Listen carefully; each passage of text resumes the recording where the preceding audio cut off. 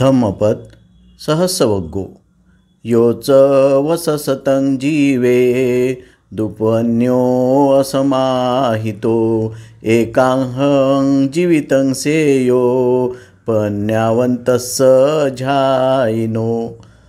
जो दुष्प्रज्ञ आणि ध्यानरहित आहे तो जरी 100 वर्षे जगला तरी त्यापेक्षा जो प्रज्ञावान ध्यानयुक्त आहे त्याचे 1 दिवसाचे जगणे श्रेयस्कर आहे।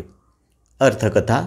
अरण्यात राहून अरहंतपद मिळवलेला एक भिक्षू बुद्धाला भेटण्यासाठी येत होता। दमल्यामुळे तो एका सपाट शिळेवर बसला असता तो ध्यानानंदात बुडून गेला। एका खेडेगावाची लूट करून मिळालेला ऐवज घेऊन काही लुटारू तो भिक्षू जेथे ध्यानस्थ बसला होता त्या शिळेजवळ आले। काळोख झालेला असल्यामुळे त्यांना ध्यानस्थ भिक्षू म्हणजे तोडलेल्या झाडाचा बुंधा किंवा खुंट आहे असे वाटले आणि लुटून आणलेल्या सर्व वस्तू त्यांनी त्याच्या डोक्यावर ठेवल्या आणि ते झोपी गेले। सकाळी उजाडल्यावर चूक लक्षात येऊन त्यांनी त्याची क्षमा मागितली आणि ते भिक्षू बनले।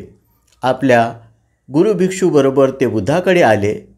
त्यांचं संभाषण ऐकून बुद्धांनी चांगल्या विचाराबद्दल त्यांची प्रशंसा केली।